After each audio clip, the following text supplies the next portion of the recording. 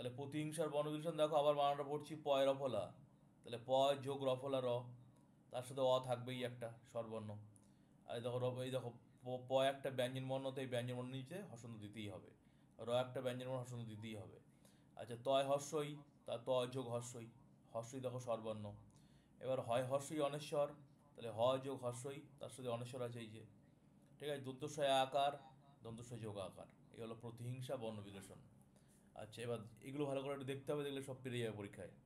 দুদাক মেলাবে খাতার সাথে, যেটা লিখেছো তার সাথে মেলাবে হোমওয়ার্কের সাথে।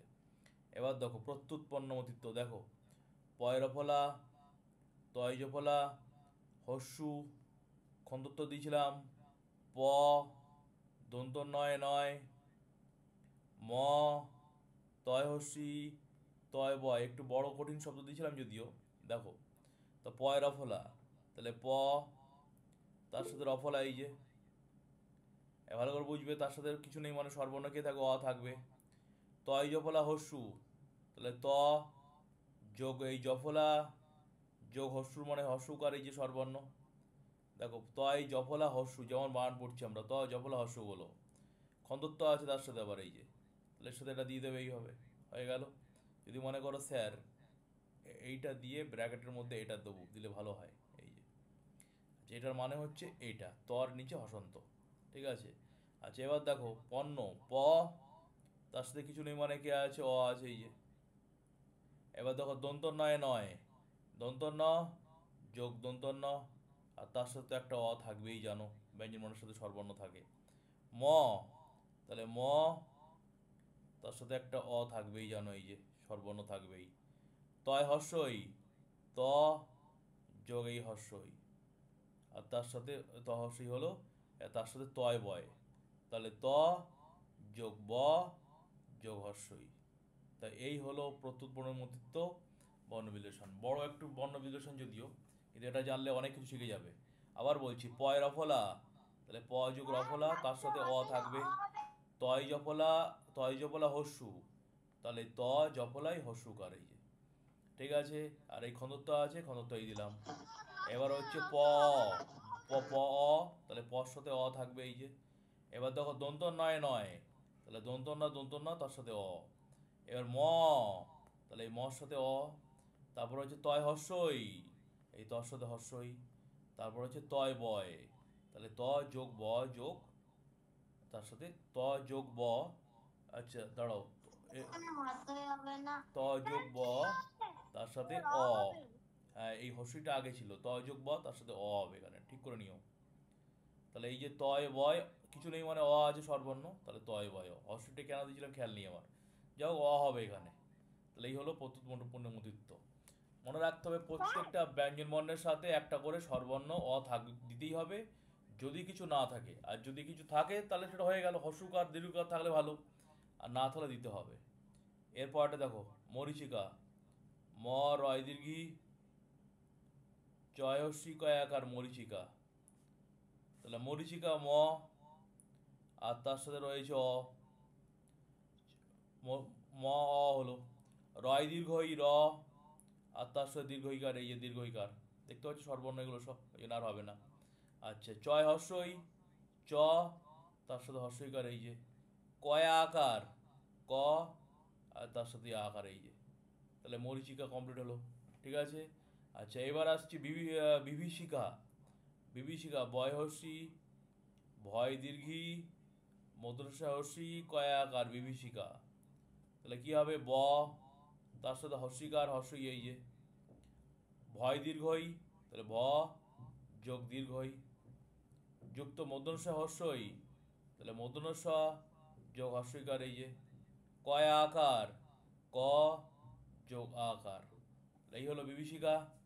এবার হচ্ছে পিপীলিকা, পয় হর্ষি, পয় দীর্ঘি, লয় হর্ষি, কয় আকার পিপীলিকা, ভালো করে খেয়াল করো।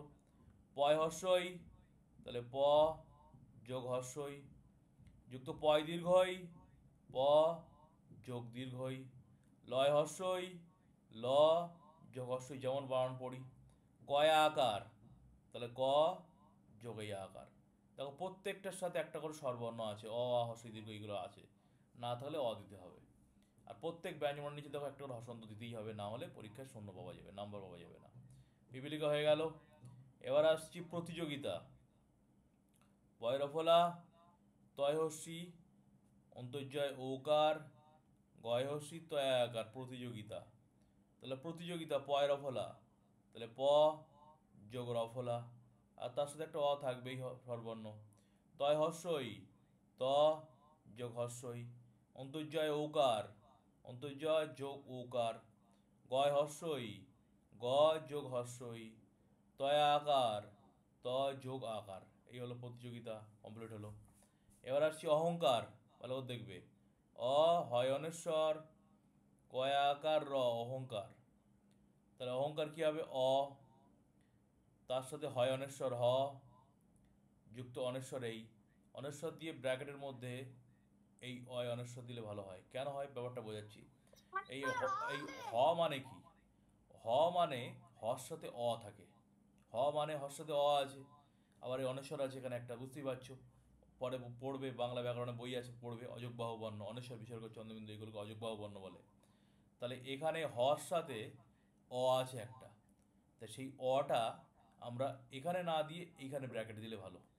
দেবো না এখানে, তাহলে হয়ের সাথে অনেশ্বর দেবো, দিয়ে ব্র্যাকেটের মধ্যে অয়নেশ্বর দিয়ে দেবো, ব্র্যাকেটের মধ্যে স্যার দেখে নেবে। যোগ কয় আকার, ক যোগ এই আকার, যোগ র যোগ অ। কেউ যদি মনে করো না স্যার আমি এই অনেশ্বরটা না দিয়ে এখানেই একেবারে অয় অনেশ্বর দিয়েছি, হবে? হ্যাঁ তাও হবে, অসুবিধা নেই, সেটা করলে কাটা যাবে না। তাহলে হয় অনেশ্বর দিলাম, দিয়ে অয় অনেশ্বরটা ব্র্যাকেট দিলাম। কেন অয় অনেশ্বর হলো ব্যাপারটা বোঝো।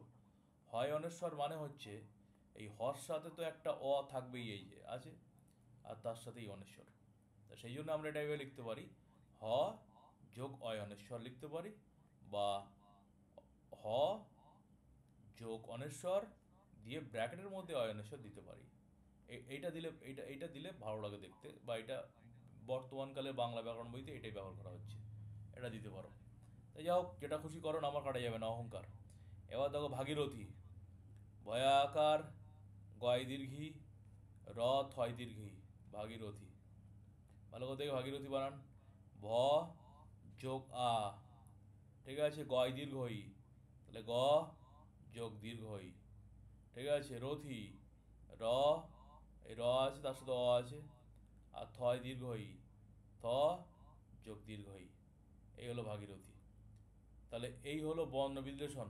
আজকের যে ক্লাসে বর্ণ বিশ্লেষণ শেখালাম, এটা ভালো করে বুঝে গেলে আর বর্ণ বিশ্লেষণ প্র্যাকটিস করতে পারবে না, এটাই হয়ে যাবে পরীক্ষা সব। বোঝা গেছে? মিলেছে? ইয়েস আর নো?